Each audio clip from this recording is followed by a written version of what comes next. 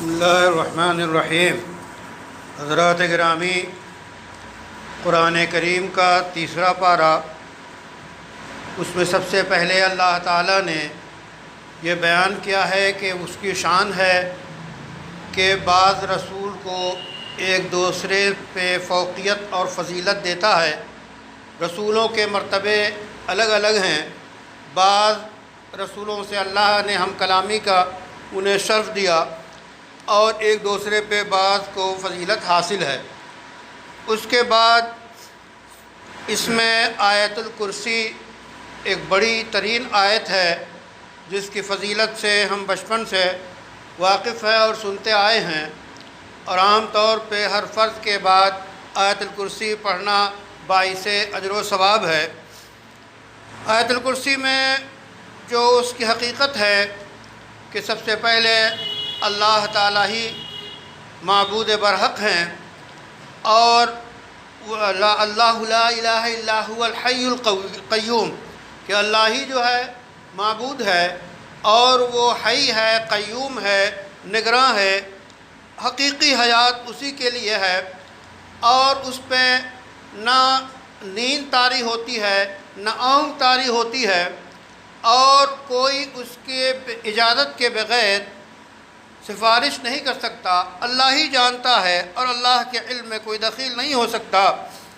اسی طرح پھر کچھ واقعات بیان کیے گئے ہیں، اور پھر قرض حسن کی تاکید کی گئی ہے، صدقہ کرنے کی ترغیب دی گئی ہے، اور یہ بتایا گیا ہے کہ شیطان جو ہے صدقہ کرنے سے ڈراتا ہے کہ جب تم صدقہ کرو گے تو تم خود ہی محتاج ہو جاؤ گے، اس واسطے صدقہ خیرات نہ کرو۔ تو اس بہکاوے میں نہیں آنا چاہیے، بلکہ اللہ کی راہ میں خرچ کرنا چاہیے۔ اس کے بعد سود سے، ربا سے، انٹرسٹ سے دور رہنے کی سخت تاکید کی گئی ہے، اور یہ ایسا ہے جو سود کو اگر کوئی حلال سمجھتا ہے، ایسا ہے جیسا کہ وہ اللہ سے جنگ کے لیے تیار ہے۔ سود بہت بڑی لعنت ہے، ہمارے معاشرے میں سرایت کی ہوئی ہے، اس سے بچنے کی پوری کوشش کرنی چاہیے۔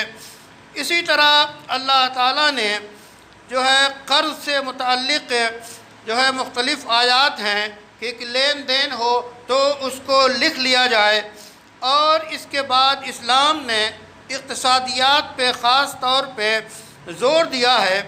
اسی طرح اور بھی اللہ تعالیٰ نے اس میں آل عمران کا تذکرہ کیا ہے، اور یہ بتا دیا کہ اسلام کے علاوہ کوئی دین قابل قبول نہیں ہے۔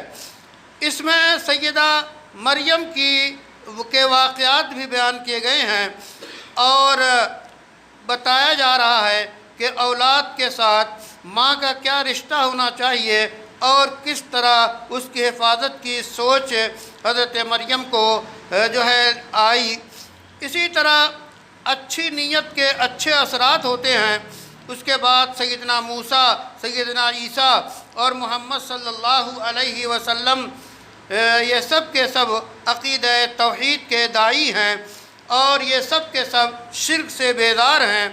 اس کے بعد اللہ تعالیٰ نے انسانی معاشرے پہ مختلف تنقید کی ہے اور ہدایات دی ہے کہ انسانی معاشرہ کامیاب ہونے کا ایک ہی پیمانہ ہے، اور وہ پیمانہ ہے کہ اللہ کے بتائے ہوئے طریقے کے مطابق زندگی گزاری جائے تو انسان کامیاب ہوگا، اور دشمنوں سے معاملہ پڑے تو ایسی صورت میں اسی طرح مقابلہ کرنا چاہیے، اور دشمنوں سے مقابلے کی پوری قوت رکھنی چاہیے۔ وہ قوت اس کی جتنی قسمیں ہیں، ہر دور کے لحاظ سے قوتیں بدلتی رہتی ہیں، اسی حساب سے انسان کو مضبوط ہونا چاہیے۔ اور یہ گویا چند باتیں تیسرے پارے میں سے منتخب کر کے عرض کی گئیں۔